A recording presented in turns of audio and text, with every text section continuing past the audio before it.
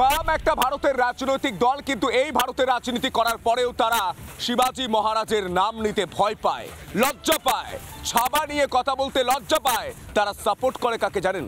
ঔরঙ্গজেবকে। Post করছেন, নির্লজ্জের মতো post করছেন। হিন্দু সনাতনী বলতে লজ্জা পায়, বলেন এইসব বলা যাবে না, কিন্তু তারপরে ঔরঙ্গজেবের পাশে থাকছেন তারা। আর তা নিয়েই আজ প্রশ্ন করব বুক চিতিয়ে, চোখের চোখ রেখে। সরাসরি স্টুডিওতে ফিরিয়ে দেব।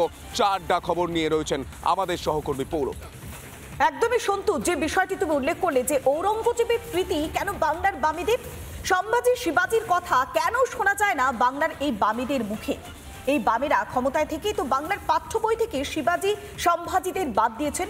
আমরা আলোচনা করব। আমাদের সঙ্গে রয়েছেন বিশিষ্ট অধ্যাপক রাকেশ বাবু আমাদের সঙ্গে রয়েছেন, তাকে স্বাগত জানাবো রিপাবলিক বাংলাতে। আমরা দেখেছি যে ঔরঙ্গজেবকে বারবার একটা বড় করে দেখানোর মরিয়া চেষ্টা, কিন্তু তারাই হিন্দু সম্প্রদায়কে বিলুপ্ত করবার জন্য উঠে পড়ে লেগেছেন। আর সেই ঔরঙ্গজেবের নিয়ে পোস্টার দেওয়া হচ্ছে, ব্যানার দেওয়া হচ্ছে, অথচ শিবাজি স্মৃতিদেরকে মুছে ফেলার এই মরিয়া চেষ্টাটা কেন? হ্যাঁ, নমস্কার। হ্যালো। হ্যাঁ, শুনতে পাচ্ছি রাকেশ বাবু? হ্যাঁ, শুনতে পাচ্ছি। আমরা দেখেছি যে ঔরঙ্গজেব, যিনি রীতিমতো হিন্দুদেরকে নিধন করেছেন, সেই ঔরঙ্গজেবের ব্যানার পোস্টার ফলাও করে আমাদের বাংলার বিভিন্ন জায়গাতে দেখা যাচ্ছে, কিন্তু শিবাজি, সেই শিবাজিদের স্মৃতিটাকে মুছে ফেলার মরিয়া চেষ্টা কেন বাংলার বুকে বারবার হচ্ছে? সেটা এই কারণে হচ্ছে যে ঔরঙ্গজেব এবং এই যে যারা বামপন্থী আছে তাদের মধ্যে একটা আইডিওলজিক্যাল বা একটা আদর্শগত মতাদর্শগত একটা সাদৃশ্য রয়েছে। ঔরঙ্গজেবকে আমরা চিনি একজন অত্যন্ত ক্রূর, পৈশাচিক, অমানবিক এবং সাম্রাজ্যবাদী শাসক হিসেবে। তিনি তার 50 বছরের রাজত্বকালের মধ্যে হাজার হাজার হিন্দু মন্দির তিনি ভেঙেছেন, জৈনদের মন্দির ভেঙেছেন। গুরু তেগ বাহাদুর, শিখদের নবম গুরু, তাকে তিনি তার গলা কেটে হত্যা করেছেন। ভাই মতিদাস, শিখদের আরেকজন, তাকে একেবারে মাথা থেকে আড়াআড়িভাবে চিরে ফেলে হত্যা করেছেন। কাউকে তেলের কড়াইতে ভেজেছেন। সম্ভাজির সঙ্গে যে অত্যাচার হয়েছে সেগুলো দেখেছি।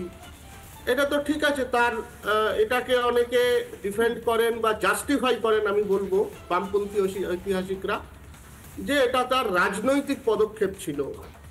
তিনি তার বাবাকে এখানে স্পষ্ট করতে চাইবো, আপনি বলছেন রাজনৈতিক পদক্ষেপ ছিল, তাহলে এই শিবাজি সম্ভাজিদের তাদের যে অবদানের কথা ভারতবাসীর কাছে জানাতে চাইছে না কারা? তারা বামপন্থীরা জানাতে চাইছে না, তার কারণ যেটা বললাম যে একটা মতাদর্শগত সাম্য রয়েছে কমিউনিস্টদের সঙ্গে ঔরঙ্গজেবের। সেটা হচ্ছে কমিউনিস্টরাও সমানভাবে সাম্রাজ্যবাদী, সমানভাবে ক্রূর, সমানভাবে পৈশাচিক অত্যাচারে তারা আনন্দ পায়। সেটা আমরা পলপটের মধ্যে দেখেছি, সেটা আমরা তিয়েনানমেন স্কোয়ারে দেখেছি, সেটা আমরা স্ট্যালিনের মধ্যে দেখেছি। আমরা দেখেছি যে তাদের হিরো হচ্ছে চে গুয়েভারা, যে নিজে 1700 মানুষকে একা খুন করেছিল। তো এই যে একটা পৈশাচিকতা, একটা নারকীয়, একটা কি বলবো, একটা মানুষকে অত্যাচার করে এবং সাম্রাজ্যবাদের প্রসার করে তারা যে আনন্দটা অনুভব করে, উপভোগ করে, এই জিনিসটা কিন্তু ঔরঙ্গজেবের মধ্যে যেমনভাবে ছিল বামপন্থীদের মধ্যেও তেমনই ভাবে আছে। আমরা পশ্চিমবঙ্গেও দেখেছি বিজন সেতুতে 17 জন সন্ন্যাসিনীকে দিবালোকে জ্যান্ত পুড়িয়ে মারা হয়েছে। আমরা সাইবাড়ি দেখেছি, আমরা দেখেছি মানুষের গলার মধ্যে জ্যান্ত কই মাছ ঢুকিয়ে তারা হত্যা করেছে। তো এই যে একটা বিচিত্রভাবে মানুষকে অত্যাচার করা, পীড়া দেওয়া, মানুষের মেরুদণ্ড ভেঙে দেওয়া, মানুষের মান সম্মান নষ্ট করা এবং নিজেদের মতাদর্শ, নিজেদের সাম্রাজ্যবাদের প্রসার ঘটানো, এই যে একটা সাদৃশ্য রয়েছে মতাদর্শগত ঔরঙ্গজেবের সঙ্গে বামপন্থীদের সঙ্গে, এই কারণেই তারা বারবার ঔরঙ্গজেবের মহিমা মণ্ডন করে থাকেন।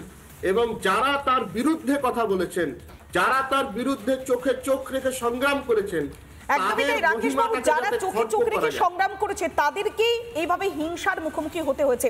তাহলে আমরা দেখলাম যে যখন বহিরাগত লুঠেরা একইভাবে সম্ভাজিকে শেষ করে দিয়েছিল, তার যে গৌরব গাথা আমরা দেখেছিলাম যে বাম কংগ্রেস সেই সমস্ত স্মৃতিটাকে মুছে ফেলার মরিয়া চেষ্টা করেছে। তাহলে আমাদের ইতিহাসের স্মৃতিটা পুনরুদ্ধার করা কতটা দরকার?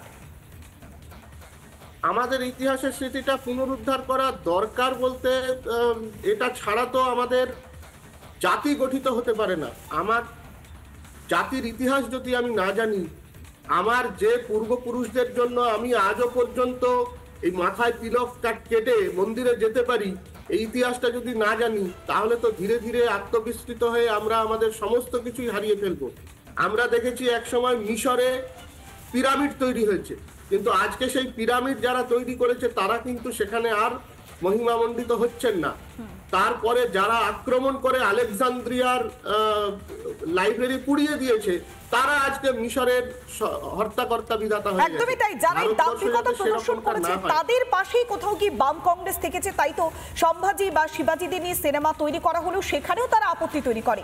কিন্তু এখানেই প্রশ্ন, এভাবে কি সনাতনকে রক্ষা যাবে? অনেক ধন্যবাদ। আমরা কথা বলছিলাম অধ্যাপক রাকেশ দাসের সঙ্গে।